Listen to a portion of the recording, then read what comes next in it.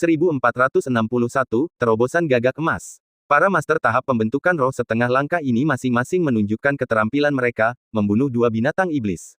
Namun, tubuh mereka ditinggalkan sesuai perintah Yang Chen, ditempatkan di sampingnya, bersama dengan binatang singa iblis darah. Kapten, apa yang harus kita lakukan selanjutnya? Para master bertanya satu demi satu. Yang Chen melambaikan tangannya, mengangkat tinggi ketiga mayat itu, dan berteriak, pemimpin musuh telah ditangkap. Kita, manusia, akan mempertahankan tanah air kita tanpa takut akan pertempuran. Mereka yang menyerang tanah air kita akan dibunuh. Suaranya bergema ke segala arah dengan resonansi yang menggelegar. Semua manusia mendengarnya dengan jelas dan lantang. Ketika mereka melihat Yang Chen berdiri tegak di langit, sosoknya yang gagah perkasa menggendong tubuh-tubuh besar binatang-binatang iblis, semangat juang mereka pun melonjak. Itu Yang Chen. Itu Yang Chen. Yang Chen telah mengalahkan pemimpin binatang iblis. Bunuh mereka semua. Serang, bunuh semua binatang iblis ini. Dalam sekejap, manusia yang masih bingung dengan serangan gila binatang iblis itu menjadi gila sendiri dan bergegas maju. Moral pasukan manusia langsung meningkat. Melihat ini, Yang Chen merasa lega. Setidaknya, rencananya berjalan sesuai harapan, dan dia telah menyelesaikan tugas yang diberikan oleh Kaisar yang selalu menang dan Penatua Xie Yun dengan sempurna. Keduanya hanya memintanya untuk meningkatkan moral, tetapi mereka tidak memberikan metode khusus. Yang Chen harus berpikir keras untuk membuat rencana ini. Lagi pula, kebanyakan manusia tidak tahu tentang keberadaan Spirit Plate Stage, mereka hanya berpikir bahwa Peak of Heaven Martial Realm adalah puncaknya. Mengenai siapa pemimpin Demonic Beast, mereka tidak tahu. Sekarang, setelah Yang Chen mengalahkan binatang singa iblis darah, bahkan jika dia mengaku sebagai pemimpin binatang iblis, tidak seorang pun akan tahu kebenarannya. Mereka hanya percaya bahwa pemimpin binatang iblis telah dibunuh oleh Yang Chen, dan moral mereka secara alami meningkat dengan cepat. Tugas ini hanya dapat diselesaikan oleh Yang Chen, karena mengubah orang lain mungkin tidak akan memberikan efek yang sama. Ini mungkin sebuah kebohongan, tetapi kebohongan itu sangat berguna. Setidaknya untuk saat ini, moral manusia telah meningkat pesat, mencapai puncaknya. Melihat pemandangan ini, semua anggota tim tahap pembentukan roh setengah langkah merasa kagum dan dapat sepenuhnya menghargai pentingnya Yang Chen. Yang Chen tidak ragu sedikit pun, memanfaatkan tiga mayat binatang iblis, dia langsung membakar mereka menjadi abu dengan satu api. Dia kemudian berkata, semuanya, medan perang sedang kacau, dan pertemuan kita telah mencapai efeknya. Sekarang, mari kita bubar dan cari tahu apa yang bisa kita lakukan. Siap, Kapten. Para master itu bukan orang bodoh, mereka tahu bahwa situasi tidak memungkinkan mereka menyia-nyiakan kekuatan mereka. Yang Chen memberi mereka instruksi beberapa kali lagi, dan anggota tim pergi satu demi satu, menuju ke berbagai arah di medan perang untuk menemukan lawan mereka. Yang Chen membubarkan jiwanya, mencoba berbuat lebih banyak. Tak lama kemudian, ia menemukan lawannya, dan ketika ia menemukan targetnya, ia hendak pergi. Namun, sebelum pergi, ia tampak memikirkan sesuatu, menoleh, dan menatap lurus ke mata Ruan Jinling yang lembut dan penuh kasih. Saat matanya bertemu dengan mata wanita itu, dia tidak bisa menahan diri untuk tidak goyah. Namun, sesaat kemudian, dia mengeraskan hatinya, mengangguk padanya, dan pergi. Ruan Jinling menyaksikan kepergian Yang Chen, tubuh halusnya gemetar, tetapi dia tidak mengatakan sepatah kata pun pada akhirnya. Pada saat yang sama, jauh di perbatasan ras iblis, wilayah Gagak Emas, tanah suci tertinggi klan Gagak Emas, juga dekat dengan matahari suci. Tempat ini disebut Kuil Matahari. Dikatakan bahwa tempat ini mengumpulkan esensi sinar matahari paling kuat dari matahari suci. Disinilah tempat terbaik untuk mundur dan berlatih bagi seluruh klan Gagak Emas. Mereka yang menutup diri di sini akan maju 2 kali lebih cepat. Selama bertahun-tahun yang tak terhitung jumlahnya, semua terobosan dari periode integrasi ke tahap demigod dari Golden Crow tingkat tinggi telah diselesaikan di sini. Sekarang, sekelompok Gagak Emas muncul di tempat ini. Kekhawatiran tergambar di wajah mereka, dengan Tetua Agung Gagak Emas memimpin mereka. Ia melihat ke seluruh kuil matahari, ekspresinya muram. Penatua Agung, apa yang terjadi dengan pemimpin klan? Beberapa hari terakhir ini, kami merasakan perubahan hebat yang datang dari dalam kuil matahari. Namun, tidak ada tanda-tanda pemimpin klan akan keluar. Apa yang sebenarnya terjadi? Ya, ketua klan. Sekelompok orang itu bingung, benar-benar khawatir tentang keselamatan ketua klan Gagak Emas. Penatua Agung Golden Crow juga mengerutkan alisnya. Setelah beberapa saat, dia akhirnya berkata, di kuil matahari, kekuatan yang menakjubkan telah muncul. Mundurnya pemimpin klan kini telah mencapai momen yang paling kritis. Aku tidak tahu secara spesifik. Dia juga dipenuhi kekhawatiran. Sejak pemimpin klan Golden Crow memasuki pelatihan tertutup 1 bulan yang lalu, tidak ada pergerakan. Namun, dalam 2 hari terakhir, seluruh kuil matahari telah mengeluarkan suara yang mengguncang bumi, bahkan dengan fluktuasi samar matahari suci. Bohong jika mengatakan bahwa orang-orang Golden Crow tidak penasaran. Yang paling krusial ialah mereka sama sekali tidak mengerti apa yang sedang terjadi di dalam, dan kalaupun mereka khawatir, itu sia-sia. Setelah beberapa saat, pemimpin klan Gagak Emas akhirnya berkata dengan sungguh-sungguh, ayo pergi sekarang dan kembali lagi besok untuk memeriksa. Yang lain juga mengerti bahwa meskipun mereka khawatir, mereka hanya bisa datang dan melihat setiap hari. Mereka tidak bisa berbuat banyak. Tetapi saat mereka hendak pergi, kuil matahari tiba-tiba memancarkan fluktuasi hebat sekali lagi. Semua orang sudah terbiasa dengan perubahan ini, tetapi sekarang, perubahan itu semakin menakutkan, sangat mengejutkan. Seluruh kuil matahari berguncang, dan bahkan tanah meletus dengan magma dalam jumlah besar, yang melonjak ke langit dalam sekejap.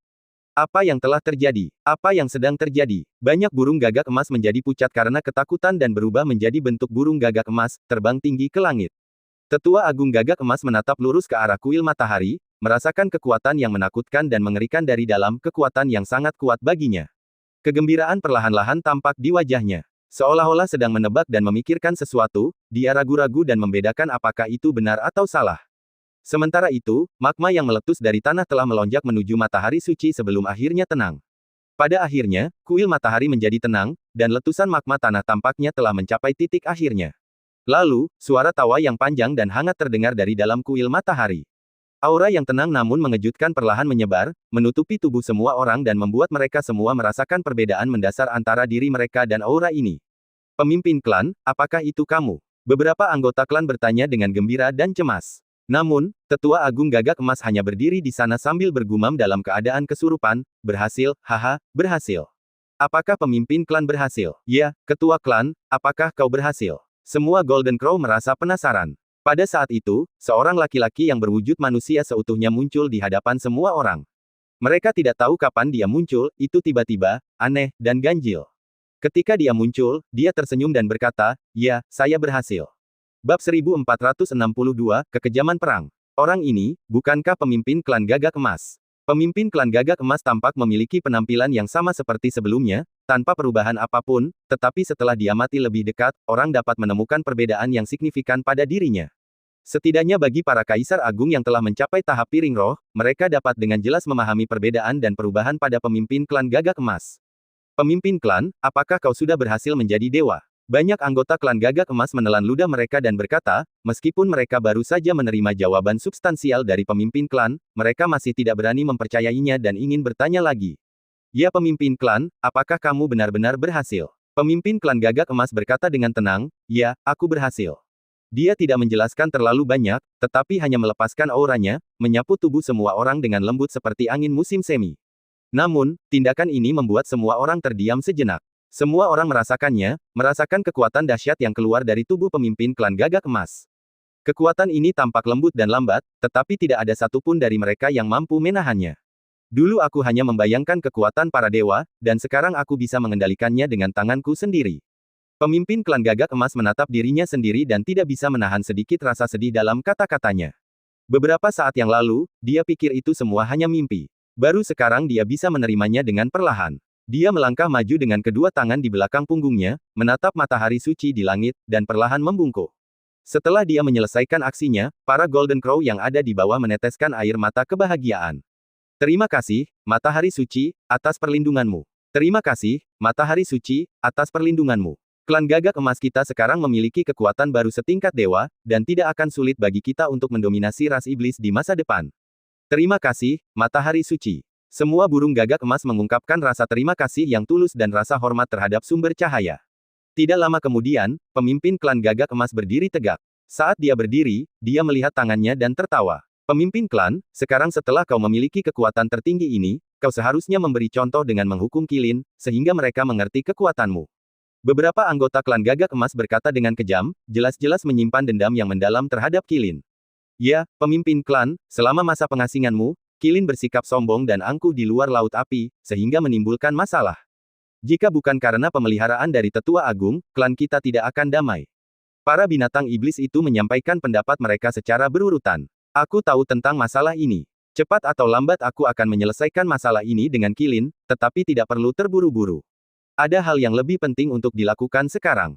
Pemimpin klan Golden Crow berkata dengan tenang. Apa itu? Semua anggota klan terkejut, bertanya-tanya apa yang lebih penting daripada berurusan dengan Qilin.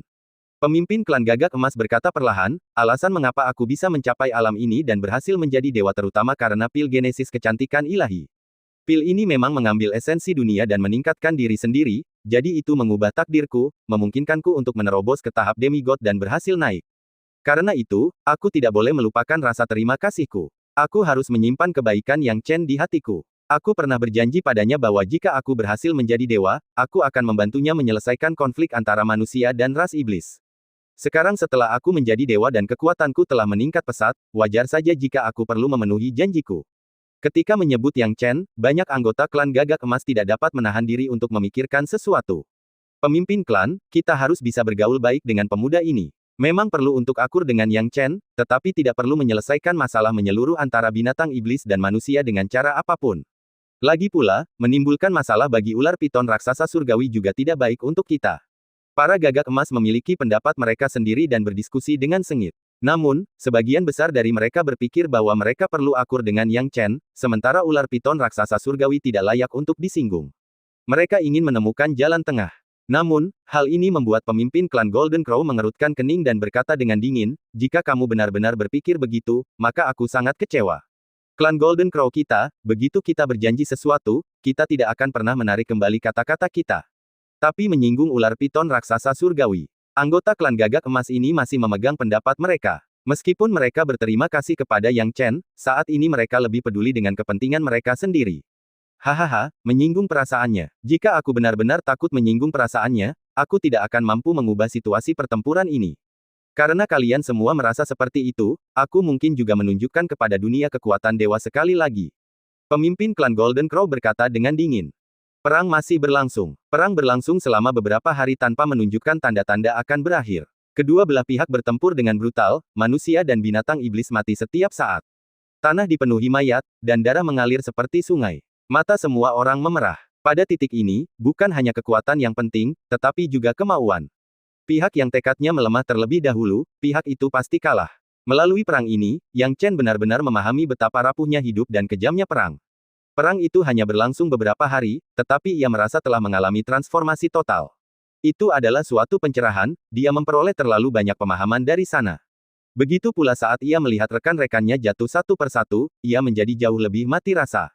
Sekarang yang bisa ia lakukan hanyalah memaksimalkan kemampuannya dan menghabisi musuh satu demi satu. Pada saat ini, Yang Chen sedang menyaksikan pertempuran di dataran tinggi antara leluhur tahap demigod. Harus dikatakan bahwa pertempuran di antara leluhur tahap demigod ini tidak diragukan lagi merupakan puncaknya. Begitu leluhur tahap demigod meninggal di salah satu pihak, perang akan condong ke pihak lain. Harus dikatakan bahwa meskipun dia memiliki dendam terhadap Hua Wanru, penampilannya dalam perang ini sepadan dengan statusnya sebagai petarung demigod tingkat atas. Dia dan Kaisar yang selalu menang bergabung melawan tiga binatang iblis demigod dan berhasil bertahan cukup lama. Namun, keduanya jelas berada pada posisi yang kurang menguntungkan dalam situasi 2 lawan 3 ini, dan tidak jelas berapa lama mereka bisa bertahan. Yang Chen mengepalkan tinjunya, dan meskipun dia tidak mau menerimanya, dia tahu bahwa dengan kekuatannya saat ini, dia tidak dapat mengganggu pertempuran tingkat ini. Yang bisa dia lakukan hanyalah memaksimalkan nilainya sendiri, menghadapi satu musuh, dan kemudian menargetkan yang lain. Mengambil napas dalam-dalam, napas Yang Chen tidak lagi stabil seperti beberapa hari yang lalu. Selama beberapa hari ini, dia telah membunuh banyak ahli binatang iblis, begitu banyaknya sehingga dia bahkan tidak dapat menghitungnya. Ada terlalu banyak mayat di kakinya, sehingga mustahil untuk memperkirakan jumlahnya. Hal ini juga menyebabkan ki sejati awalnya yang sempurna menjadi terkuras, dan bahkan menyebabkan beberapa luka ringan. Katak yang sunyi. Yang Chen menyipitkan matanya. Melihat katak desolate menimbulkan malapetaka di tengah kerumunan, Yang Chen tidak membiarkannya mengamuk bebas dan segera membidiknya. Bab 1463, Pertempuran Para Dewa. Sementara katak desolate sangat beracun bagi orang lain, tidak demikian halnya bagi Yang Chen. Baginya, setiap bagiannya adalah harta karun. Yang Chen sudah lama ingin mencari kesempatan untuk memurnikan air hitam di dalam peta penghancuran gunung dan sungai. Begitu air hitam itu dimurnikan menjadi keadaan yang sangat beracun, kekuatan air hitam ini niscaya akan semakin kuat. Sekarang, katak desolate telah memasuki mode mengamuk, mendatangkan malapetaka di antara kerumunan. Ia sangat sombong, dan kabut racunnya menyebar, langsung mengubah seniman bela diri di bawah alam bela diri surga menjadi asam. Bahkan mereka yang telah mencapai alam bela diri surga tidak dapat melarikan diri dari mimpi buruk kabut racunnya. Berlari, kodok ini bukan sesuatu yang bisa kita tangani. Banyak seniman bela diri yang melarikan diri, namun, Ketika katak Desolate mulai menyerang, metodenya sangat mencengangkan, terutama kabut racunnya, yang merupakan alat yang mematikan. Banyak orang yang melihat katak Desolate merasa sulit untuk melarikan diri. Katak Desolate itu semakin gencar melakukan pembunuhan dan mulai berkokok dengan keras. Pada saat ini, tiba-tiba kilatan petir menyambar dan langsung menghantam tubuh katak Desolate. Namun, setelah serangkaian suara berderak, tidak ada efek khusus padanya. Sosok Yang Chen terungkap, menatap langsung ke arah Desolate Tot. Katak Desolate tentu saja melihat Yang Chen juga. Saat melihat kemunculannya, ia menjadi tegang, pupil matanya mengecil, dan ekspresi ketakutan muncul di wajahnya. Itu Yang Chen. Yang Chen telah datang. Yang Chen ada di sini. Kita aman. Akhirnya, ada yang berurusan dengan kodok ini. Banyak orang melihat kedatangan Yang Chen seolah-olah mereka melihat seorang penyelamat.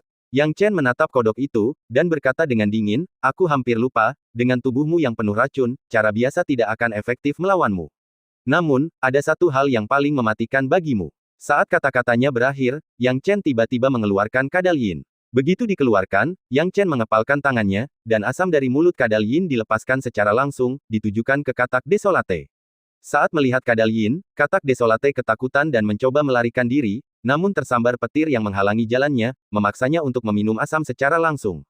Katak Desolate segera menjerit kesakitan. Kemudian, Yang Chen menyuruh kadal yin untuk memuntahkan beberapa suapan asam lagi, menghancurkan tubuh katak yang beracun dan membuatnya menjadi compang camping dan compang camping.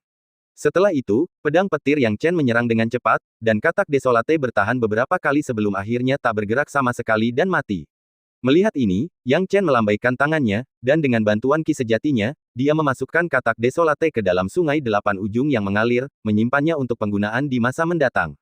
Menangani katak Desolate bukanlah tujuan akhir. Sepanjang perjalanan, Yang Chen membunuh semua binatang iblis di bawah tahap Spirit Plate, dan siapapun yang ditemuinya tidak ada tandingannya. Ras iblis menyadari betapa seriusnya situasi dengan Yang Chen yang terus membantainya, tetapi tidak dapat menghentikannya. 3 pembangkit tenaga iblis tahap pembentukan roh setengah langkah berturut-turut mencoba menyergap Yang Chen, tetapi semuanya dikalahkan dan dibunuh olehnya. Binatang-binatang iblis yang kuat seperti buaya teror semuanya dibunuh oleh Yang Chen, menyebabkan para iblis takut padanya setiap kali mereka melihatnya. Pembunuhan berantai Yang Chen berjalan lancar, dan meningkatkan moral orang-orang di bawahnya. Namun, dia tidak merasa senang karena dia tahu bahwa pengaruhnya terhadap skala kemenangan sangat kecil. Kelompok orang yang paling berpengaruh adalah para ahli tahap demigod yang berada jauh di atas langit. Dia tidak tahu bahwa perbuatannya telah sampai ke telinga leluhur alam demigod dari ras iblis. Kini, ular piton raksasa surgawi dan 2 kaisar iblis lainnya tengah melancarkan serangan dahsyat terhadap Hua Wanru dan kaisar abadi, namun dalam benak mereka, mereka tengah menggemakan transmisi suara dari ras iblis mereka sendiri. Pemimpin, jika kita tidak menghentikan Yang Chen ini, semua prajurit tahap pelat roh setengah langkah dari ras iblis kita mungkin akan terbunuh olehnya. Katak Desolate, buaya teror, semuanya mati, semuanya mati. Pemimpin, tolong pikirkan sesuatu. Pemimpin, teriakan minta tolong bergema di benak ular piton raksasa surgawi, membuatnya mengutuk ketidakbergunaan di dalam hatinya. Kedua belah pihak sejauh ini berimbang, tepatnya karena baik tahap pelat roh maupun tahap demigod tidak dapat dengan mudah menentukan hasilnya. Kenyataannya, jika kemenangan dapat ditentukan dalam bentrokan di wilayah yang sama, timbangan kemenangan akan terdistorsi. Ras iblis mereka unggul dalam pertarungan di atas tahap Spirit Plate, tetapi, tanpa mereka sadari, mereka ditekan dalam pertarungan tahap Half Step Spirit Plate. Hal itu menyebabkan ular piton raksasa surgawi meraung dengan ganas, kepala ular pitonnya tumbuh semakin tinggi dan panjang, lalu menundukkan kepalanya dan mengeluarkan raungan yang keras. Ups, serangan ular piton raksasa ini menjadi semakin kuat. Ekspresi wajah kaisar yang selalu menang berubah dengan cepat. Hua Wanru, berpakaian putih, dikelilingi oleh banyak pedang tajam. Pedang-pedang ini melayang di sekelilingnya, beberapa berwarna biru dan beberapa berwarna ungu, semuanya mengandung rune dan mantra, membuatnya tampak seperti peri yang memegang pedang, murni dan transenden. Kaisar yang selalu menang memiliki manifestasi Dharma Agung yang menyelimuti tubuhnya, seperti dewa perang. Keduanya bersama-sama menghadapi 3 musuh demigod, yang dipimpin oleh ular piton raksasa surgawi. Pada saat ini, mengesampingkan 2 teknik demigod lainnya, ular piton raksasa surgawi, yang tampak gila, dengan cepat turun dari langit yang tinggi, memamerkan kekuatannya yang tak terkalahkan. Hua Wanru menerima beban serangan itu, mengarahkan pedang-pedang di sekitarnya untuk melawan, tetapi saat kepala ular piton itu jatuh, ia tidak dapat menandingi kekuatan ular piton itu dan segera mundur. Dalam sekejap, 2 demigod lainnya juga dengan cepat bergabung, mengepung Hua Wanru. Manifestasi Dharma Kaisar yang selalu menang tiba-tiba menyulut sekumpulan api di tubuhnya, menghadapi serangan langsung ular piton raksasa surgawi dan bertabrakan dengannya dengan keras. Akan tetapi, ular piton raksasa surgawi telah menggunakan kekuatan tak diketahui untuk memancarkan semburan cahaya biru dari tubuhnya, yang memaksa kaisar yang selalu menang untuk mundur dengan cepat. Pada saat ini, Hua Wanru yang menghadapi dua dewa sendirian, tampak sedang berjuang, dia dan kaisar yang selalu menang saling berpandangan. Ups, ular piton raksasa surgawi ini mengerahkan seluruh kemampuannya. Jika kita terus bertarung, kita berdua mungkin tidak akan mampu menahan kekuatan mereka. Kita tidak boleh membuat kesalahan apapun di sini, atau akan sulit untuk menyelesaikan situasi ini. Kaisar yang selalu menang menggertakkan giginya. Kekuatan tempur mereka berdua termasuk yang teratas di antara ras manusia, dan inilah alasan mereka dapat bersama-sama menghadapi tiga musuh setengah dewa dari ras iblis. Akan tetapi, tidak peduli seberapa kuatnya mereka, ketika ular piton raksasa surgawi mengerahkan seluruh kekuatannya, mereka harus mundur. Hua Wanru memasang ekspresi dingin di wajahnya, berdiri di atas pedang terbang dan berkata perlahan, Kaisar yang selalu menang, kitab suci tertinggi dengan jelas menunjukkan bahwa ras manusia kita tidak memiliki kerugian, tetapi nasib berubah dalam sekejap. Kita harus bergegas dan mengungkapkan kartu truf kita, dan tidak menahan diri lagi. Bab 1464, Tungku Fantian. Mendengar perkataan Hua Wanru, Kaisar yang selalu menang mengerutkan keningnya. Namun, dia tidak membantah, karena dia tahu bahwa Hua Wanru memiliki wewenang lebih dalam hal perhitungan takdir daripada dirinya. Jika penilaian pihak lain seperti ini, maka itu akan lebih menguntungkan bagi mereka. Kendalikan Meteor Fire Rain Array, sekarang. Kaisar yang selalu menang mengirimkan transmisi suara. Orang yang bertugas mengaktifkan formasi mendengar ini dan tidak ragu untuk mengeluarkan 4 benda. Masing-masing memancarkan cahaya yang menyilaukan, dikelilingi oleh kekuatan yang menakjubkan. Begitu benda-benda itu dikeluarkan, semua manusia dan binatang iblis di dekatnya mundur karena terkejut. Itu adalah harta karun Suantian Premium. Seseorang mengenali identitas harta karun itu, dan pada saat berikutnya, orang yang bertugas mengaktifkan formasi melemparkan keempatnya ke dalam tungku tak dikenal yang muncul di suatu titik. Semua manusia, mundur. Perintah seperti itu bergema di benak semua manusia. Tungku itu terbakar dengan api besar yang mencengangkan. Ketika 4 harta karun Suantian Premium dilemparkan ke dalamnya, intensitas api melonjak, mengubah suhu udara dan lingkungan di sekitarnya. Tiba-tiba, langit biru dengan beberapa awan juga berubah. Awan berubah menjadi merah dan tampak seperti terbakar seperti api. Saat berikutnya, api besar yang dahsyat meletus dari tungku ke langit. Langit pun terbakar dan api menyebar. Api berubah menjadi awan, dan kemudian, hujan meteor api yang besar jatuh dari langit dan menghantam seperti kekuatan penghancur. Tidak banyak waktu bagi manusia untuk mundur, tetapi Kaisar Agung dari berbagai golongan telah menyiapkan rute pelarian terlebih dahulu.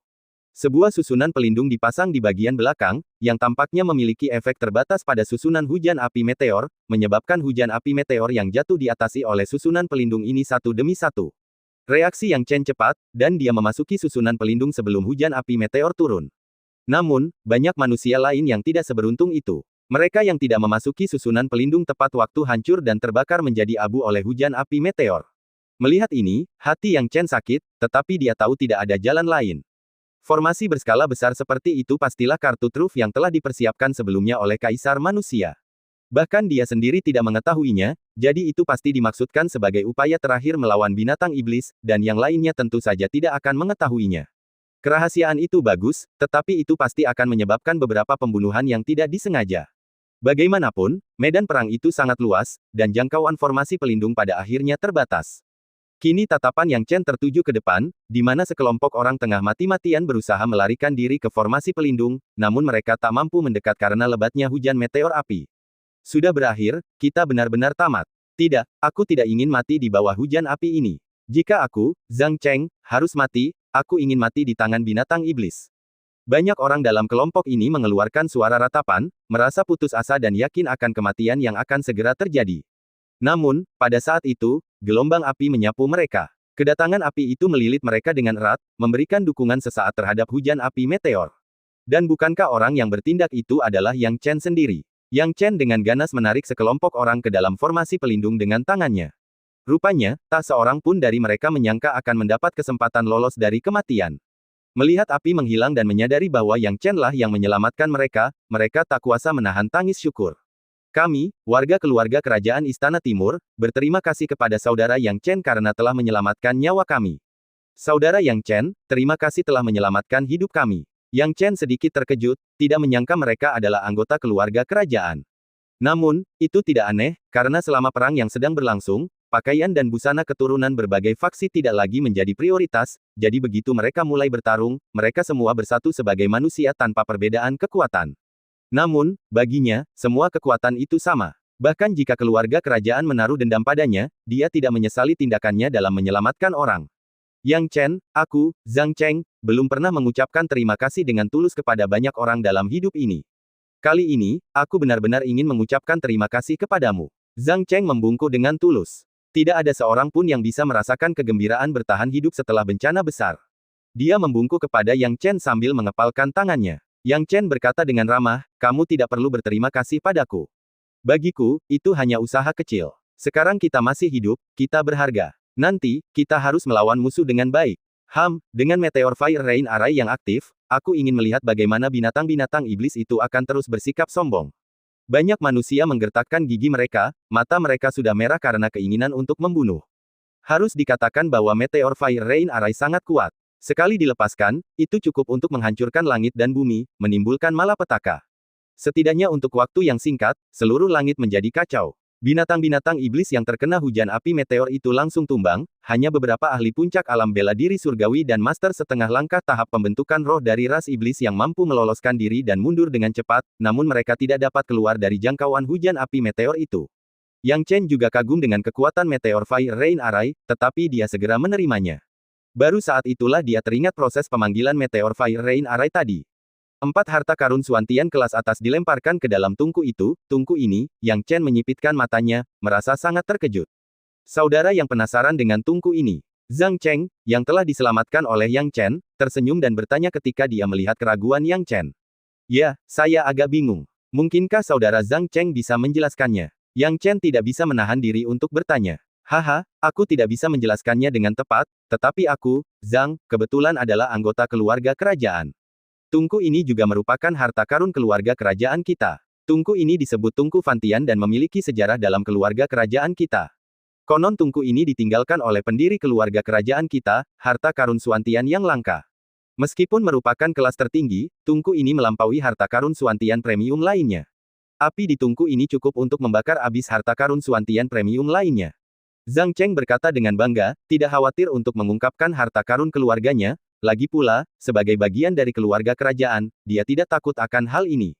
Mendengar ini, mata Yang Chen terbelalak karena terkejut. Melebihi harta karun Suantian premium biasa, Yang Chen bergumam pada dirinya sendiri.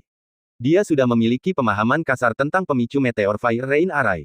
Justru karena pemahaman inilah dia tahu betapa mengerikannya itu. Memasukkan 4 harta karun Suantian premium sekaligus merupakan langkah yang cukup menakutkan.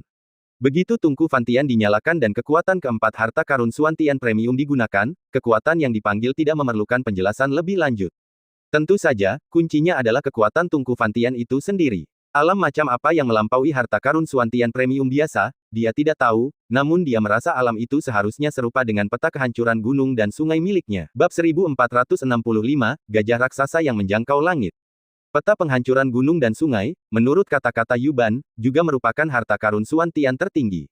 Namun, setelah benar-benar menggunakannya, Yang Chen menyadari bahwa fungsi harta spiritual ini jauh melampaui perbandingan harta karun Suantian tertinggi biasa. Terutama rahasia-rahasia yang terkandung di dalamnya, seperti orang-orang ras alien dan kemampuan-kemampuan istimewanya yang tersegel, semuanya menunjukkan bahwa benda itu mungkin melampaui kategori harta karun Suantian biasa. Akan tetapi, Yang Chen tidak yakin apa sebenarnya yang dimaksud dengan kategori ini.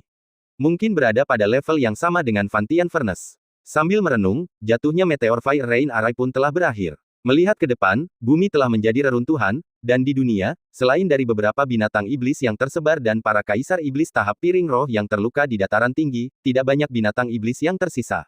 Para kaisar manusia belum kembali, tetapi mereka memiliki cara untuk melindungi diri dari hujan api meteor. Ini juga alasan mereka melancarkan serangan balik cepat di bawah susunan hujan api meteor. Sekarang, para kaisar iblis ini telah terluka dan manusia langsung menang. Membunuh. Tidak seorang pun tahu siapa yang berteriak, tetapi saat Meteor Fire Rain Array benar-benar menghilang, orang-orang di dalam formasi perlindungan juga langsung muncul, membunuh binatang-binatang iblis yang berserakan itu. Melihat perbedaan antara manusia dan binatang iblis sekarang, kontras yang mencolok telah terbentuk dalam hal jumlah. Bahkan jika bala bantuan tiba dengan cepat dari belakang binatang iblis, kontrasnya tidak dapat dibalik. Akan tetapi, manusia juga telah menderita kerugian besar di bawah Meteor Fire Rain Array, jadi kecil kemungkinan mereka akan menghancurkan segalanya. Namun kini keunggulan itu sepenuhnya berada di tangan manusia. Melihat kejadian ini, ular piton raksasa surgawi menjadi sangat marah hingga paru-parunya terasa seperti akan meledak. Meskipun ia adalah komandan ras iblis, tidak semua dari 8 dewa setengah manusia akan mematuhinya. Perselisihan internal masih terjadi. Belum lama ini, jatuhnya 2 dewa setengah dewa telah menyebabkan pertengkaran hebat di antara mereka. Konflik itu belum meletus karena pertempuran yang sedang berlangsung. Namun, sekarang setelah sebagian besar dari jutaan binatang iblis yang mereka bawa telah dimusnahkan, bahkan jika mereka menang, posisinya tidak akan simen sebelumnya. Justru karena itulah dia begitu marah. Saat amarahnya mendidih, ular piton raksasa surgawi tidak mundur dari situasi saat ini. Sebaliknya, ia berkata dengan ekspresi ganas, "Manusia, apakah kalian pikir kalian menang?" Begitu kata-kata itu terucap, ular piton raksasa surgawi mengeluarkan raungan keras. Setelah gemuruh itu, tiba-tiba terdengar suara aneh dari kejauhan, memekakkan telinga, dan kemudian seluruh bumi mulai bergetar hebat. Boom, boom, boom. Situasi di lapangan sekarang dapat digambarkan sebagai sesuatu yang mengguncang bumi. Perkembangan ini membuat manusia yang awalnya mengira mereka telah mengendalikan situasi berubah warna, dan mereka tidak dapat menahan diri untuk tidak mengulurkan jiwa mereka, mencoba mencari tahu apa yang telah terjadi. Waktunya tidak lama, hanya sesaat, ketika seekor gajah berukuran ratusan zang muncul di hadapan semua orang. Gajah raksasa ini sangat aneh. Jelas sekali tubuhnya mirip dengan gajah, tetapi belalainya kosong. Kelihatannya sangat aneh. Namun, apa yang patut diperhatikan adalah tingkat kultivasinya, yang secara mengejutkan telah mencapai periode integrasi. Kehadiran seekor gajah raksasa dengan kekuatan seperti itu di sini membuat banyak manusia sedikit terkejut, tetapi itu tidak cukup untuk membuat mereka takut, karena situasi saat ini bukanlah sesuatu yang dapat dibalikkan oleh satu binatang iblis periode integrasi. Namun, melihat kedatangan gajah raksasa itu, ular piton raksasa surgawi merasa seperti melihat harapan, dan meraung, "Manusia, kalian memaksaku. Bahkan dengan harga yang mahal, aku, ular piton raksasa surgawi, akan membuat hidup kalian sengsara." Setelah selesai mengucapkan kata-katanya, ular piton raksasa surgawi itu membungkukkan badannya dan tiba-tiba memasuki badan gajah raksasa itu melalui belalainya yang kosong. Seekor ular piton dan seekor gajah bergabung menjadi satu, dan ular piton raksasa surgawi benar-benar telah menjadi belalai gajah.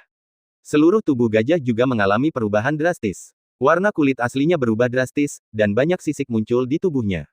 Kelahiran sisik ini membuat gajah raksasa itu tampak tidak bisa dihancurkan. Dan belalainya kini berbentuk kepala ular piton raksasa surgawi. Terlebih lagi, auranya telah meningkat secara mengerikan. Apa, kekuatan macam apa ini? Semua dewa setengah di dataran tinggi mengubah ekspresi mereka. Aura ini samar-samar membawa sedikit tanda bahwa ia telah melampaui tahap demigod. Meskipun belum sepenuhnya melampaui, aura itu cukup menakutkan. Aura seperti itu jauh melampaui apa yang dapat ditandingi oleh seorang demigod. Apa yang sebenarnya terjadi? Ekspresi wajah kaisar yang selalu menang berubah drastis, sambil berteriak keras. Berpikir bahwa mereka telah melihat secercah harapan setelah membayar harga yang sangat mahal, siapa yang tahu bahwa ular piton raksasa surgawi masih menyimpan sesuatu dalam lengan bajunya.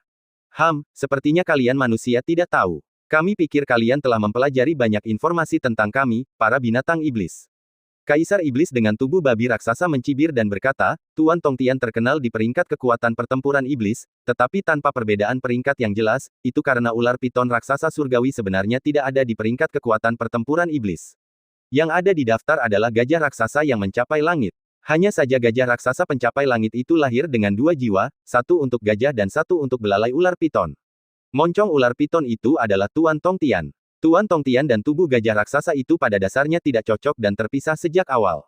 Akan tetapi, kemudian, Tuan Tongtian berlatih menentang tatanan alam dan mencapai tahap demigod, membuat tubuh gajah raksasa itu tunduk. Kalau bukan karena gajah raksasa itu lahir dengan jiwa utama gajah, yang mengharuskan Tuan Tongtian membayar harga yang sangat mahal untuk mengendalikan jiwa utamanya, kalian manusia pasti sudah kalah sejak lama. Mendengar ini, banyak kaisar mulai mengerti. Alasan mengapa ular piton raksasa surgawi tidak mudah menyatu dengan gajah raksasa adalah karena gajah raksasa tersebut menduduki posisi dominan. Meskipun ular piton raksasa surgawi kuat, jika ia mencoba mengambil alih kendali selama penyatuan, ia harus membayar harga yang sangat mahal. Ini mungkin menjadi alasan mengapa ular piton raksasa surgawi tidak bersedia bergabung. Sekarang, ular piton raksasa surgawi telah berubah menjadi gajah raksasa yang menjangkau langit. Ketika gajah raksasa ini muncul, ia berkata dengan nada mengancam, "Babi bergading, jika kau terus mengoceh, percaya atau tidak, aku akan merobek mulutmu." Suara itu sama persis dengan suara ular piton raksasa surgawi. Seperti yang dikatakan Kaisar Babi Bergading, ular piton raksasa surgawi telah menguasai tubuh gajah raksasa itu. Pada saat ini, gajah raksasa penjangkau langit memutar lehernya, tampak agak canggung karena sudah lama tidak menyatu. Ia terkekeh, manusia, kalian kalah. Saat kata-kata itu terucap, belalainya yang panjang tiba-tiba berputar, berubah menjadi gunung yang tak terhentikan dalam sekejap, langsung melesat ke arah kerumunan. Tubuh kokoh itu bertabrakan dengan kekuatan yang liar dan sombong, menyebabkan semua kaisar menjadi bingung dan tidak teratur. Bab 1466, dipercayakan oleh orang lain. Situasi yang awalnya sangat menguntungkan bagi manusia kini menjadi membingungkan dan tidak dapat diprediksi. Berdiri di langit, kaisar yang selalu menang kini mengamati situasi ini. Dalam sekejap, ia menyalakan manifestasi dharmanya sehingga api yang dipenuhi dengan niat bertarung berwarna merah mengelilinginya. Ia menyerang gajah raksasa yang mencapai langit, mencoba menguji kemampuannya. Namun, saat keduanya bertabrakan, sikap kaisar yang selalu menang langsung terungkap. Ia terpaksa mundur terus-menerus dan menelan seteguk darah yang hampir dimuntahkan. Namun siapapun dengan mata yang jeli dapat melihat bahwa kaisar yang selalu menang telah dikalahkan dalam pertempuran sengit dengan gajah raksasa yang mencapai langit. Jika itu hanya kekalahan sederhana, mungkin orang-orang dapat menerimanya. Namun, kaisar yang selalu menang tidak hanya kalah, tetapi juga kalah telak. Keduanya berada di tahap demigod, tetapi jarak di antara mereka terlalu besar. Hahaha, kalian kalah, manusia. Gajah raksasa pencapai langit tertawa ganas saat ia memaksa kaisar yang selalu menang untuk mundur. Ekspresi wajah kaisar yang selalu menang berubah seketika, dan dia segera memanggil para kaisar di bawah untuk menanggapi. Dengan bunyi, swoosh, beberapa kaisar tahap setengah dewa berdiri bersama dengan kaisar tahap integrasi yang terbang dari bawah. Hah! Gajah raksasa pencapai langit mengeluarkan suara bingung. Ia segera mengerti. Kaisar yang selalu menang cukup bijak untuk mengetahui bahwa ia tidak sebanding jika berhadapan satu lawan satu dan ingin mengumpulkan orang-orang untuk bertempur dalam pertempuran besar-besaran. Mengingat situasi saat ini, pilihan yang dibuat oleh kaisar yang selalu menang jelas merupakan pilihan terbaik. Namun, gajah raksasa pencapai langit tidak peduli dengan semua ini. Saat ini, dia telah berhasil menggabungkan kekuatannya, meningkatkan kekuatannya secara signifikan, dan meraung, ikuti aku dan serang. Dalam sekejap, berbagai petarung utama dari ras iblis, termasuk mereka yang berada di tahap demigod, tahap integrasi, dan tahap spirit plate, maju ke medan pertempuran, bertekad untuk melakukan pertempuran mematikan melawan manusia. Melihat ini, Yang Chen menarik napas dalam-dalam, mengetahui bahwa peluang bagi manusia tidak berpihak pada mereka kali ini, dan bahwa ia tidak punya pilihan selain memanfaatkan kesempatan itu. Jika semuanya benar-benar tidak berhasil, ia hanya bisa melepaskan monyet iblis bermata ungu untuk membantu manusia melewati krisis ini. Saat ini, kaisar yang selalu menang masih bisa bertahan untuk sementara waktu. Karena tidak ada kartu tersembunyi lainnya, tidak perlu mengungkapkan kartu truf monyet iblis bermata ungu terlalu dini. Sekarang, karena pertempuran di atas memanas, dan sulit untuk menentukan hasilnya, Yang Chen juga tidak tinggal diam. Dia bergabung dalam pertempuran manusia dan mulai membunuh musuh-musuh ras iblis lainnya. Musuh-musuh ras iblis tahap pembentukan roh setengah langkah yang tersisa semuanya dibunuh oleh Yang Chen. Tepat saat Yang Chen hendak menghadapi bala bantuan dari ras iblis, cahaya pedang yang dingin dan tajam tiba-tiba muncul. Berkat penghindaran tepat waktu Yang Chen, ia buru-buru menggunakan gerakan instan dan tiba di posisi belakang. Terima kasih, Senior Zijing. Jawab Yang Chen. Pada saat itu, monyet iblis bermata ungu telah memberinya peringatan, mengatakan bahwa dia dalam bahaya. Ini memungkinkannya menghindar tepat waktu. Pada saat ini, dia mengernyitkan dahinya, menatap lawan yang mencoba menyerangnya secara diam-diam. Penyerang licik itu adalah seekor belalang sembah besar. Belalang sembah ini mengepakkan sayapnya, dan lengannya setajam pisau. Serangan sebelumnya tampaknya dilakukan dengan lengannya yang seperti pisau.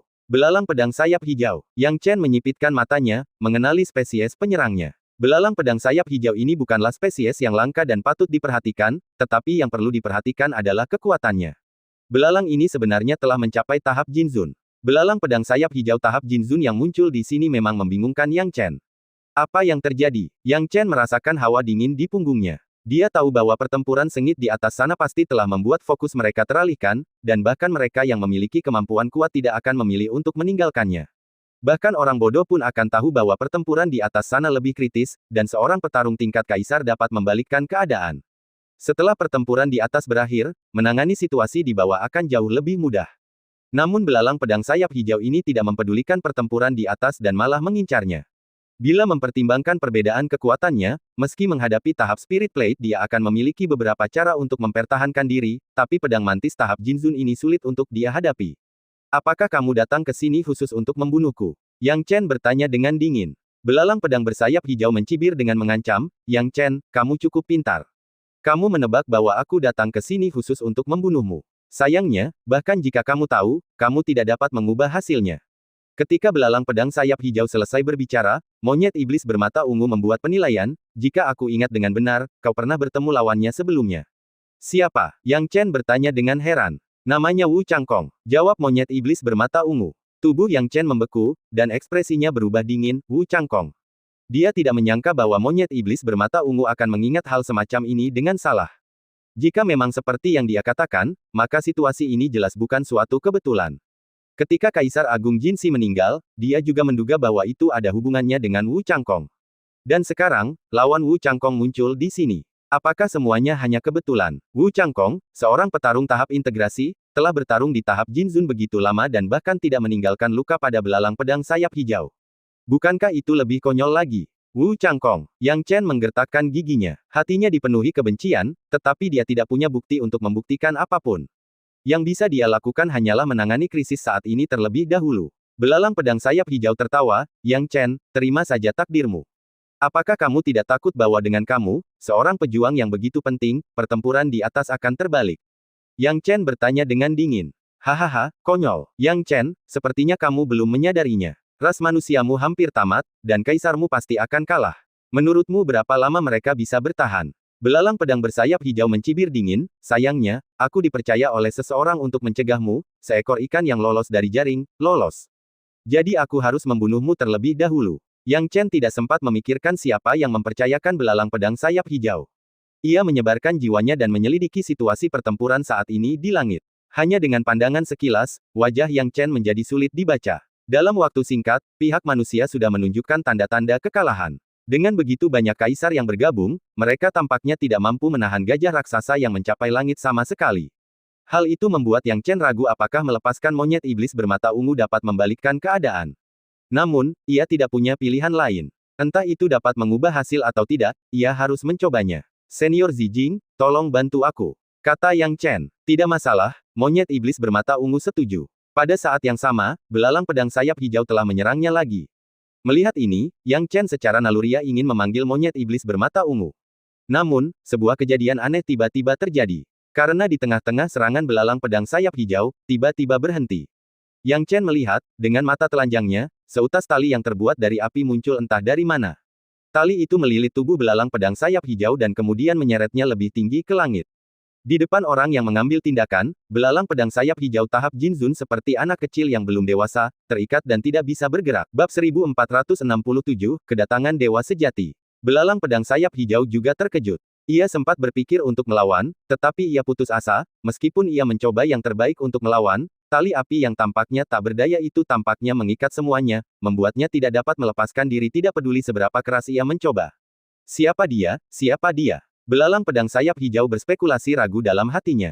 Yang Chen juga memiliki keraguan yang sama. Dia mengangkat kepalanya, melihat belalang pedang sayap hijau di atas, dan kemudian melihat pemilik tali, dia tidak bisa menahan diri untuk tidak terkejut. Dia mengenal orang ini dengan baik, tidak lain adalah pemimpin klan Gagak Emas, bukan? Selain dia, banyak tetua klan Gagak Emas mengikutinya dari dekat, memperlihatkan sekelompok kekuatan tempur yang mengerikan. Sekarang, dengan lambaian tangannya, pemimpin klan Gagak Emas dengan kuat menjepit pedang belalang sayap hijau, dan kemudian masih memiliki sikap seperti angin sepoi-sepoi, tersenyum, Yang Chen, temanku, aku tidak datang terlambat, kan? Melihat kedatangan pemimpin klan Golden Crow, ketegangan Yang Chen yang sebelumnya tegang langsung mengendur. Dia tertawa dan berkata, semua senior Golden Crow datang pada waktu yang tepat.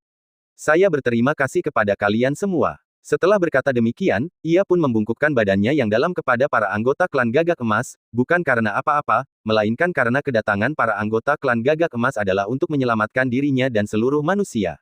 Adapun dia, belalang pedang sayap hijau tidak bisa tenang.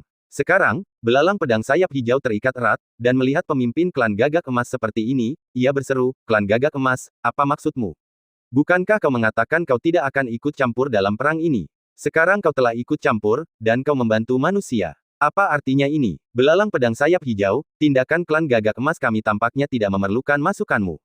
Jika kau benar-benar ingin mengatakan sesuatu, api suci klan Gagak Emas kami tidak keberatan membiarkanmu mencicipinya. Mendengar perkataan itu, belalang pedang sayap hijau menggigil, dia paling takut pada api, terutama api milik klan Gagak Emas.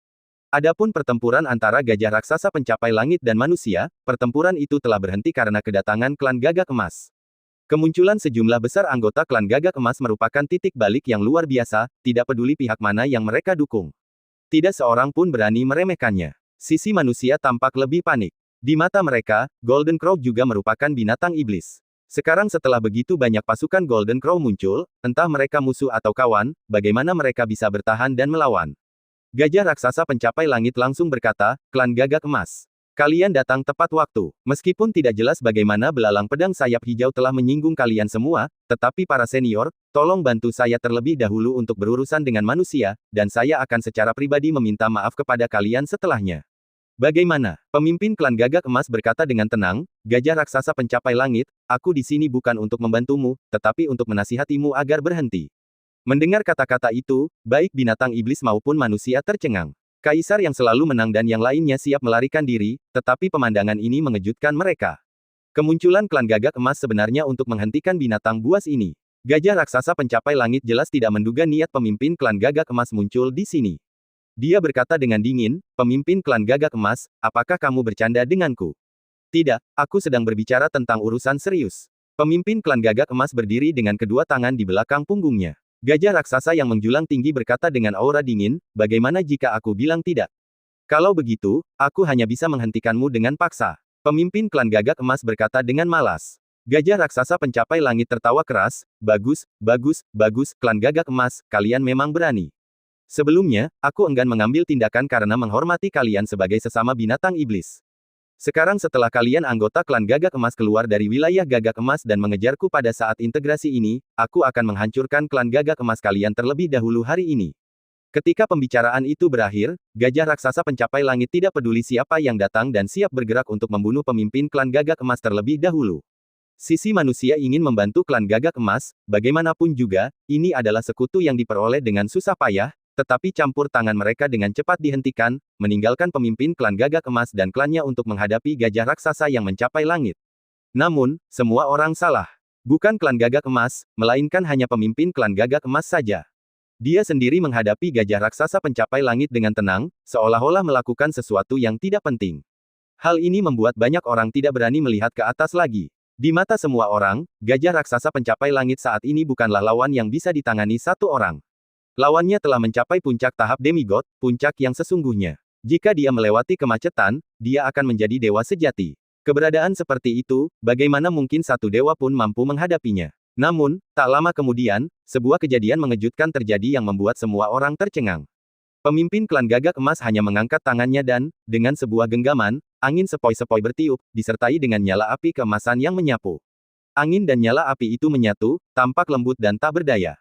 Namun, ketika mereka menyelimuti gajah raksasa yang menjangkau langit, mereka dengan paksa membengkokkan tubuh besar gajah raksasa itu ke tanah.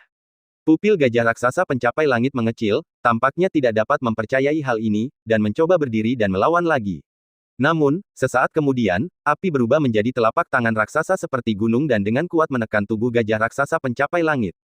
"Gajah raksasa pencapai langit, karena kau adalah petarung langka di antara ras iblis kami, aku tidak ingin membunuhmu. Namun, ini bukan alasan bagimu untuk bersikap lancang di depan klan Gagak Emas kami," tegur pemimpin klan Gagak Emas. Adegan ini membuat semua orang tercengang. Bahkan Yang Chen pun menarik napas dalam-dalam, tampaknya pemimpin klan Gagak Emas telah berhasil. Gajah raksasa pencapai langit tidak dapat menerima ini. Dia meraung, "Kamu, apa kultivasimu sekarang? Kau seharusnya bisa menebaknya," kata pemimpin klan Gagak Emas. "Kau benar-benar mencapai keilahian sejati, kau berhasil." Emosi gajah raksasa pencapai langit mendidih, "Wah, pemimpin klan Gagak Emas, setelah mencapai keilahian sejati, aku bersedia melayanimu sebagai raja. Kau bisa memimpin kami untuk menaklukkan keempat penjuru, mengapa harus menghentikan perang ini?" "Karena aku berutang budi pada Yang Chen." Pemimpin klan Gagak Emas menjawab dengan lugas. Pada titik ini, sisi manusianya benar-benar tercengang. Itu sebenarnya ada hubungannya dengan Yang Chen. Pemimpin klan Gagak Emas, eksistensi setingkat dewa sejati, ternyata berutang budi pada Yang Chen. Ini adalah berita yang sangat mengejutkan hingga ekspresi semua kaisar tahap Spirit Plate yang melihat Yang Chen berubah. Ekspresi Hua Wanru tampak rumit saat ini. Kitab suci tertinggi menyatakan bahwa manusia memiliki kemungkinan untuk menang, tetapi dia tidak dapat secara spesifik menghitung siapa atau apa faktor kemenangan ini terkait. Sekarang dia tahu, tanpa diduga, kunci kemenangannya adalah Yang Chen. Pemimpin klan Gagak Emas menatap gajah raksasa yang menjangkau langit dan berkata dengan dingin, "Musuh kita yang sebenarnya terletak jauh di arah yang tidak diketahui, bukan manusia saat ini. Binatang iblis dan manusia tidak memiliki alasan untuk menjadi musuh selama bertahun-tahun yang tak terhitung jumlahnya. Memaksa perang hanya akan merugikan kedua belah pihak. Selama beberapa ribu tahun terakhir, perkembangan manusia dan binatang iblis telah sangat tertunda karena perang.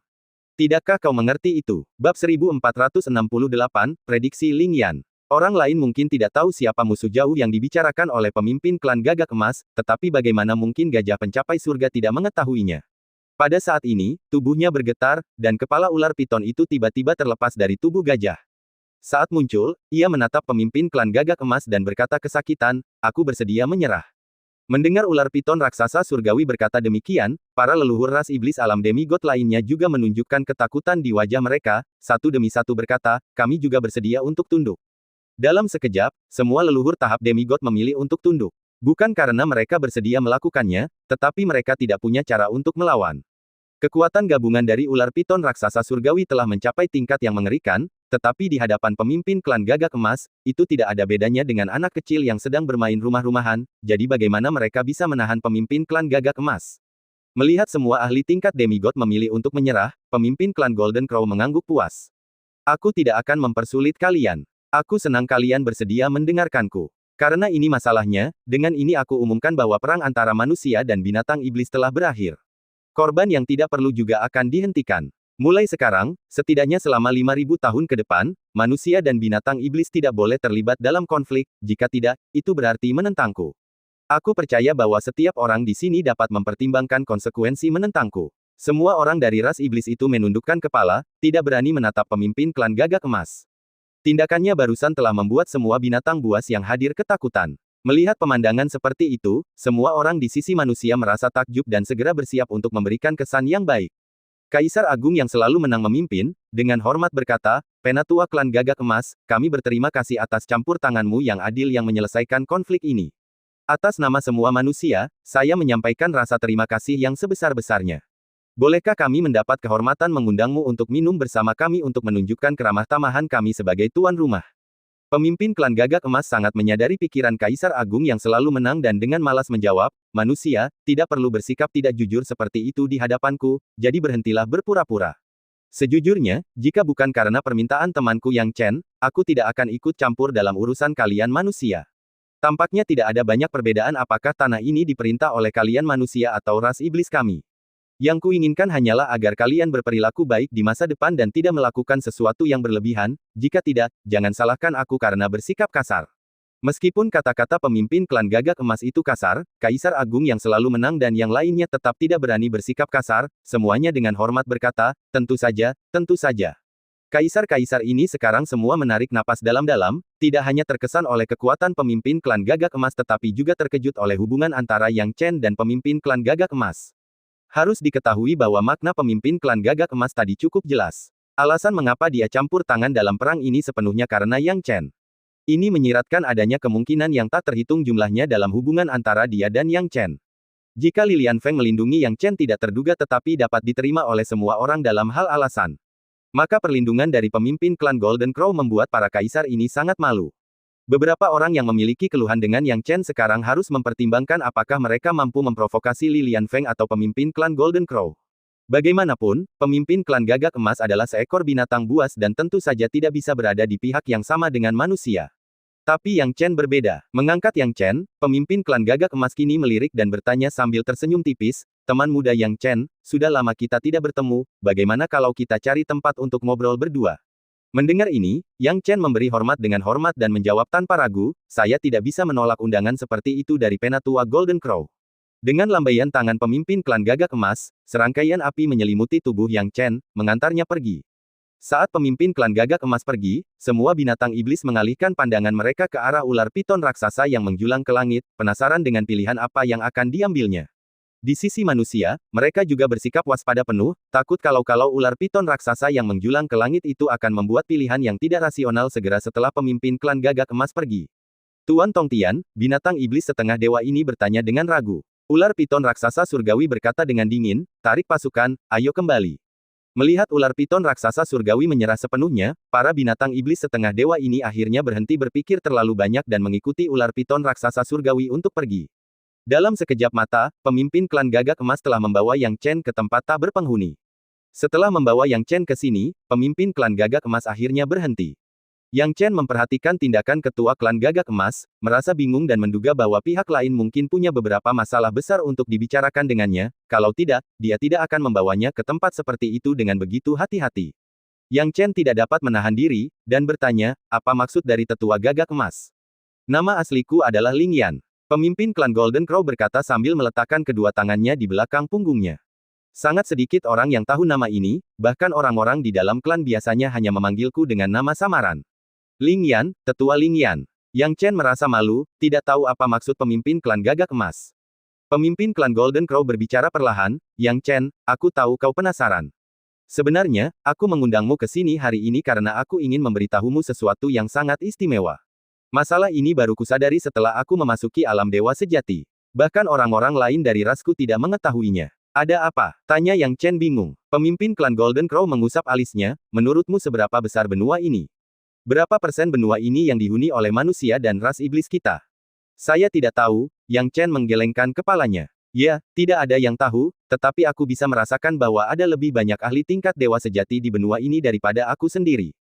Kau tidak bisa memahami perasaanku saat ini. Sepertinya kau pikir kau sangat kuat, tetapi begitu kau mencapai level ini, kau akan menemukan bahwa kau masih jauh tertinggal, jauh tertinggal. Ling Yan menghela napas, aku punya firasat yang memberitahuku bahwa sesuatu yang besar mungkin terjadi di tanah ini. Acara besar apa? Yang Chen tercengang, apa yang membuat tetua berkata seperti ini? Tidak ada alasan khusus, itu hanya perasaan. Mungkin itu salah, tetapi menurutku sebaiknya kau tetap tinggal di klan Gagak Emas untuk sementara waktu. Setidaknya aku telah memutuskan untuk mengunci wilayah kita selama 300 tahun. Selama 300 tahun ini, kita tidak akan terlibat dalam urusan duniawi apapun, kata Ling Yan sambil meletakkan kedua tangannya di belakang punggungnya. Mendengar jawaban Ling Yan, Yang Chen tak kuasa menahan diri untuk melebarkan matanya. Dia tidak tahu apakah intuisi Ling Yan akurat atau tidak, tetapi melihat pilihan pihak lain, dia tahu itu mungkin benar. Apa yang mungkin terjadi yang menyebabkan Ling Yan, seorang ahli dewa sejati, memilih mengunci diri di saat ia dapat memperluas wilayahnya secara maksimal setelah menjadi dewa sejati. Bab 1469, Membobol Segel. Yang Chen benar-benar tidak dapat menilai atau berspekulasi. Tetapi dia tahu bahwa perkataan Ling Yan mungkin tidak berdasar. Dan justru karena mereka tidak berdasar, dia tidak bisa hanya peduli dengan kesejahteraannya sendiri. Sekte Wilayah Utara telah memperlakukannya dengan baik, dan melalui perang yang melukai dua pembangkit tenaga Kaisar Agung, situasi masa depan Sekte Wilayah Utara bisa menjadi sangat buruk. Pada titik ini, ia harus tinggal lebih lama lagi. Tidak peduli kejadian besar apapun yang akan terjadi sesudahnya, dia harus tetap tinggal karena Sekte Wilayah Utara membutuhkannya. Ini adalah sesuatu yang harus dia lakukan sebagai anggota Sekte Wilayah Utara. Jika orang lain memperlakukannya dengan baik, dia akan membalasnya 10 kali lipat. Yang Chen berkata dengan hormat, junior menghargai kebaikan hati tetua, tetapi sebagai manusia, jika sesuatu yang besar benar-benar terjadi, junior pasti harus berdiri di pihak sekte dan rasnya sendiri. Apapun yang terjadi, junior tidak bisa hanya peduli pada dirinya sendiri. Ling Yan tidak tampak terkejut dengan kata-kata Yang Chen. Dia menghela napas berat, baiklah, kursi ini hanya menyarankannya. Karena kamu tidak setuju, kursi ini tidak akan mempersulitmu. Jika kamu ingin datang ke klan Gagak Emas di masa depan, kamu bisa datang kapan saja. Kami semua di klan Gagak Emas akan menyambutmu. Baiklah, selain ini, apakah ada hal lain yang kamu perlukan bantuan orang tua ini? Jika demikian, aku akan mengurus semuanya untukmu. Jika tidak, lain kali kita bertemu, itu akan terjadi di wilayah Gagak Emas. Mendengar perkataan Ling Yan, Yang Chen merenung sejenak dan berkata, Penatua, sekarang setelah Anda menyebutkannya, junior memang punya rencana. Silakan ikuti saya. Ling Yan penasaran dengan apa yang akan dilakukan Yang Chen, namun dia tetap mengikutinya dari dekat, dan dituntun masuk ke wilayah Sekte Naga Hitam. Tujuan Yang Chen membawa Ling Yan ke Sekte Naga Hitam tentu saja untuk menyelamatkan penguasa Elang Besi. Dan saat Ling Yan mengikuti Yang Chen ke alam rahasia Elang Besi, dia perlahan menyadari niat Yang Chen. Bagaimanapun, sebagai salah satu anggota terkuat dari ras iblis, penguasa Elang Besi tidak sepenuhnya bodoh. Tak lama kemudian, Yang Chen membawa Ling Yan ke tempat di mana penguasa Elang Besi disegel. Penguasa Elang Besi merasakan kehadiran seseorang yang melangkah ke area tersebut, dan tubuhnya yang menutupi langit muncul sekali lagi, matanya menatap lurus ke arah Yang Chen dan Ling Yan. Kamu dari klan Gagak Emas. Penguasa Elang Besi, dengan pengalamannya yang kaya, mengenali identitas Ling Yan sekilas, dan kemudian sepertinya mengingat sesuatu, kamu pasti pemimpin klan Gagak Emas. Kita pernah bertemu bertahun-tahun yang lalu. Tuan Elang Besi, memang sudah lama sejak terakhir kali kita bertemu, kata Ling Yan perlahan. Raja Elang Besi bertanya dengan heran, apa yang membawamu ke sini hari ini? Jangan salah paham, kalau bukan karena Yang Chen yang membawaku ke sini, aku benar-benar tidak ingin menginjakan kaki di tempat ini, kata Ling Yan terus terang. Sebenarnya, klan Gagak Emas tidak bisa dikatakan penuh kebencian terhadap manusia, tetapi juga tidak bisa dikatakan ramah. Kalau tidak, mereka tidak akan bersembunyi di wilayah Gagak Emas selama bertahun-tahun, tanpa teman, dan berurusan dengan bawahan Kilin sendirian. Selama bertahun-tahun, penguasa Elang Besi telah terperangkap di sini, dan dia tidak mungkin kehilangan kesabarannya hanya karena beberapa patah kata. Pada saat ini, dia penasaran dan bertanya kepada Yang Chen, mengapa kamu membawa pemimpin klan Gagak Emas ke sini? Ling Yan juga memandang Yang Chen karena Yang Chen belum menyebutkan alasan membawanya ke sini. Melihat keraguan di mata mereka berdua, Yang Chen tidak lagi menyembunyikan apapun dan berkata, Penatua Ling Yan, Junior ingin meminta Anda untuk membantu saya melepaskan segel pada Penatua Iron Eagle dan membebaskannya. Mendengar apa yang dikatakan Yang Chen, Ling Yan menyipitkan matanya. Dan tubuh penguasa elang besi bergetar, mata elangnya menatap lurus ke arah Yang Chen, tidak dapat mempercayai bahwa orang yang ditemuinya bertahun-tahun yang lalu benar-benar menepati janjinya dan membawa orang untuk menyelamatkannya berulang kali. Memikirkan hal ini, dia menghela napas dan berkata, Yang Chen, aku sudah memberitahumu sebelumnya, satu-satunya cara untuk menyelamatkanku adalah dengan mencapai keilahian. Kamu tidak perlu khawatir tentangku, kursi ini telah lama menerima takdirnya. Yang Chen tertawa terbahak-bahak dan berkata, Penatua Elang Besi, saya masih menantikan kesempatan yang Anda sebutkan untuk diberikan kepada saya. Mengenai pencapaian keilahian, Anda tidak perlu khawatir, karena Penatua Ling Yan dapat sepenuhnya memenuhi persyaratan Anda. Saat penguasa Elang Besi tercengang, dia tak dapat menahan diri untuk menatap Ling Yan. Ling Yan tidak menyembunyikannya lagi, kinya menyebar dan membuat pupil mata penguasa Elang Besi mengecil. Tidak salah lagi, ini benar-benar alam dewa sejati, benar-benar. Seru penguasa Elang Besi dengan penuh semangat. Meskipun dia telah mengatakan bahwa dia telah melepaskannya, bagaimana mungkin dia tidak berpikir untuk pergi setelah terperangkap di sini selama bertahun-tahun. Bahkan jika seseorang tinggal di satu tempat begitu lama, mereka akan merasa kesepian dan tidak berdaya. Penguasa Elang Besi tidak terkecuali. Kini, monyet iblis bermata ungu pun telah dilepaskan dan sangat prihatin dengan perkara yang dihadapi, mengingat hubungannya dengan penguasa Elang Besi cukup dalam. Ling Yan menatap Tuan Elang Besi dengan tenang dan berkata, apakah kamu tahu alam dewa sejati? Penguasa Elang Besi ragu sejenak, lalu tersenyum seolah mengingat sesuatu, senyumnya penuh dengan kepahitan. Pemimpin klan Gagak Emas, jangan lupa, bertahun-tahun yang lalu, aku adalah satu-satunya eksistensi tingkat atas di tahap demigod di antara ras iblis. Saat itu, aku dianggap sebagai satu-satunya iblis yang mungkin mencapai keilahian. Mendengar ini, Ling Yan perlahan mengerti. Saya harap Penatua Ling Yan dapat mencobanya. Yang Chen berkata, ini satu-satunya permintaan junior sekarang. Ling Yan berkata perlahan, Yang Chen, apakah kau sudah memikirkannya? Dibandingkan dengan ular piton raksasa surgawi, Raja Elang Besi bahkan lebih berdosa dan jahat. Jika kau melepaskannya, itu sama saja dengan melepaskan karakter yang telah dijebak oleh para tetua manusiamu dengan susah payah. Raja Elang Besi ini bahkan lebih sulit dihadapi daripada ular piton raksasa surgawi, tahukah kau apa pentingnya hal ini? Mendengar hal itu, sang Raja Wali Besi terdiam, hanya mendesah dan tidak berniat membantah. Yang Chen berpikir keras, tetapi segera tersenyum tipis, Penatua Ling Yan, penguasa Elang Besi mungkin memang telah melakukan banyak kesalahan saat itu, tetapi junior percaya pada penilaiannya sendiri. Jika junior benar-benar salah, dia hanya bisa berharap bahwa Penatua Ling Yan akan membantunya membereskan kekacauan itu nanti. Hahaha, dasar bocah. Tapi ingat, setelah ini, kau dan aku tidak saling berutang apapun. Ling Yan selesai berbicara dan menyerang dengan kecepatan kilat. Gerakan ini dipenuhi dengan tekanan yang mengerikan. Monyet iblis bermata ungu dengan cepat melindungi Yang Chen, takut akibatnya akan memengaruhinya. Akan tetapi, jelas bahwa Ling Yan masih memegang kendali, dan sasaran utamanya langsung diarahkan ke rantai dewa pengunci yang ada di sayap penguasa Elang Besi. Dengan satu serangan telapak tangan, api emas transparan yang besar berubah menjadi burung gagak emas dan menghantam rantai dewa pengunci. Dalam sekejap, awan-awan di langit tampak bergetar. Ekspresi Iron Eagle Lord juga menunjukkan rasa sakit yang tak tertahankan. Bab 1470, Elang Besi membebaskan diri. Jelaslah bahwa sayapnya yang besar bergetar hebat, membuatnya mudah untuk menyimpulkan bahwa pemimpin klan Gagak Emas baru saja membuat dampak yang mengerikan pada rantai dewa pengunci, jika tidak, sayap Tuan Elang Besi tidak akan seperti ini. Namun, yang mengejutkan dan menakutkan adalah bahwa rantai dewa pengunci tampaknya tidak banyak berubah.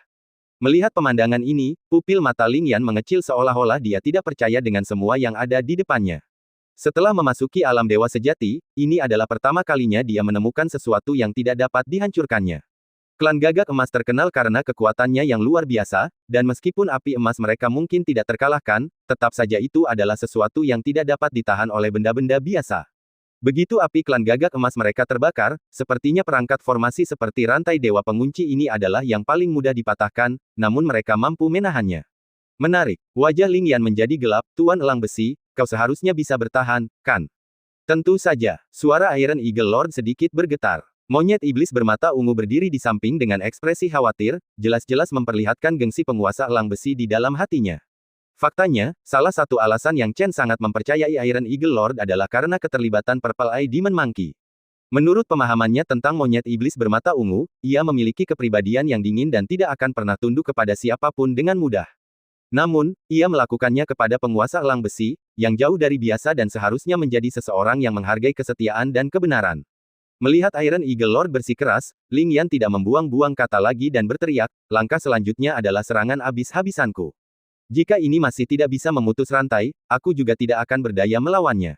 Sebaiknya kau bersiap secara mental. Aku sudah siap selama bertahun-tahun. Iron Eagle Lord menggertakkan giginya. Saat berikutnya, Ling Yan bergerak cepat, dan dengan serangan lain, semburan api besar muncul seketika. Saat terbakar, ia mengembun menjadi burung api. Burung api ini, seperti Phoenix api 9 surga, menukik langsung ke rantai dewa pengunci di sayap Raja Elang Besi.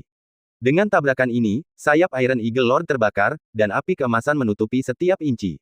Yang lebih penting, api itu terkonsentrasi pada Locking God Chain. Namun, rantai pengunci dewa masih belum menunjukkan tanda-tanda putus, menyebabkan ekspresi Yang Chen dan monyet iblis bermata ungu menjadi gelap. Mungkinkah bahkan serangan habis-habisan Ling Yan, saat berada di alam dewa sejati, tidak dapat memutuskan rantai itu? Ekspresi putus asa perlahan muncul di wajah Iron Eagle Lord. Hal yang paling membuat frustrasi dalam hidup bukanlah sesuatu yang tidak ada harapan, tetapi harapan yang diberikan kepada Anda hanya untuk hancur total pada akhirnya. Dia sedang mengalaminya sekarang. Pembangkit tenaga listrik alam dewa sejati yang sangat langka, yang dibawa ke sini oleh Yang Chen, telah menjadi kesempatan yang telah lama ditunggu-tunggunya setelah bertahun-tahun, dan dia masih belum bisa membebaskan diri. Namun, saat dia hampir kehilangan harapan, tiba-tiba rantai pengunci dewa retak dan hancur. Setelah hancur, Iron Eagle Lord sangat gembira, lalu segera mengembangkan sayapnya dan mengepakkannya, terbang tinggi ke angkasa. Hahaha, hahaha. Suara tawa dari penguasa elang besi bergema di langit, tawanya dipenuhi dengan rasa sakit selama bertahun-tahun dan kegembiraan karena pembebasan. Setelah beberapa saat, penguasa elang besi akhirnya turun dari ketinggian dan mendarat di tanah kosong ini, menatap Yang Chen, monyet iblis bermata ungu, dan Ling Yan. Terima kasih, saudara Ling Yan, atas bantuanmu. Aku tidak akan mengungkapkan rasa terima kasihku, tetapi jika ada kesempatan di masa depan, aku akan melakukan yang terbaik untuk membantumu. Sudah bertahun-tahun sejak aku, Tuan Elang Besi, berada di benua iblis, dan prestiseku mungkin menurun, tetapi jika saudara Ling Yan dan klan Gagak Emas membutuhkan bantuan, aku akan berada di sana tanpa ragu-ragu. Tuan Elang Besi memberi hormat. Mendengar Iron Eagle Lord mengatakan ini, ekspresi Ling Yan menjadi lebih ramah, kau terlalu sopan, aku hanya memenuhi permintaan Yang Chen. Jika bukan karena Yang Chen, temanku, aku mungkin tidak akan berusaha keras untuk membantumu memutuskan rantai dewa pengunci ini. Jika kau ingin berterima kasih kepada seseorang, itu seharusnya Yang Chen. Yang Chen, sahabatku, kau tidak melupakan perjanjian kita. Sekarang setelah aku berhasil membebaskan diri, saat kita bertemu lagi, aku pasti akan memberimu kesempatan dan keberuntungan besar. Kata Iron Eagle Lord. Kalau begitu, saya akan menantikannya, kata Yang Chen. Penguasa elang besi berbicara sambil tertawa terbahak-bahak, tetapi untuk saat ini, aku harus kembali ke wilayah klan iblis terlebih dahulu. Selain itu, aku harus membawa monyet iblis bermata ungu kembali bersamaku. Sudah lama sejak aku dan saudaraku bertemu kembali. Jika ini terjadi beberapa waktu lalu, Yang Chen tidak akan dengan mudah melepaskan dukungan kuat dari monyet iblis bermata ungu, tetapi sekarang itu tidak masalah. Dia berkata langsung, jika itu yang diinginkan penatua elang besi, tentu saja tidak ada masalah. Senior Zijing, Anda tidak boleh keberatan. Yang Chen, setelah aku kembali bersama Lord Iron Eagle, aku akan tetap membantumu dengan sepenuh hati, kata Purple Eye Demon Monkey, sekarang sepenuhnya diyakinkan oleh Yang Chen. Penguasa elang besi berkata, benar, tentang masalah antara ras iblis dan manusia. Semuanya sudah diatur oleh tetua Ling Yan, kata Yang Chen. Jika memang begitu, aku bisa tenang. Setelah bertahun-tahun, sudah waktunya bagiku untuk kembali ke wilayah klan binatang iblis, kata penguasa elang besi, tidak bisa menyembunyikan kegembiraannya. Yang Chen tentu saja mengerti bahwa Iron Eagle Lord belum kembali selama ribuan tahun. Mempertimbangkan statusnya, siapapun pasti ingin kembali dan melihatnya. Ini adalah hal yang wajar. Dia tidak terlibat dalam basa-basi lagi dan berpisah dengan ketiga binatang iblis itu, dan memilih kembali ke daerah Kabupaten Haohai. Dalam perjalanan pulang, Yang Chen bertemu dengan banyak binatang iblis yang kembali. Namun, ketika mereka bertemu, mereka telah mengubah senjata mereka menjadi persahabatan, dan tidak ada lagi pertentangan di antara mereka. Mereka saling bertukar pandang dan berpapasan. Dengan cara ini, Yang Chen kembali ke kota utama Haohai dan disambut oleh para kaisar agung yang berkumpul yang baru saja menyelesaikan diskusi mereka. Yang Chen telah kembali. Yang Chen, temanku. Dalam sekejap, para kaisar agung ini menyerbu maju, dengan rasa sanjungan yang jelas, sepenuhnya memperlakukan Yang Chen sebagai hadiah yang berharga. Yang Chen melihat betapa munafiknya para kaisar agung ini dan tidak bisa menahan perasaan tidak berdaya. Banyak dari kaisar agung yang kuat ini mengabaikannya di masa lalu tetapi sekarang begitu dekat dengannya. Alasan utamanya adalah hubungannya dengan kekuatan luar biasa, pemimpin klan gagak emas Lingyan, bukan? Sebenarnya, apa yang sebenarnya ingin ditanyakan para kaisar besar ini adalah Lingyan. Yang Chen tahu bahwa jika dia tidak menjelaskan masalah ini secara menyeluruh, itu mungkin tidak mudah, dan pada akhirnya, dia tidak punya pilihan selain bergabung dengan para kaisar besar ini di aula besar kota utama Haohai untuk membahas masalah tersebut.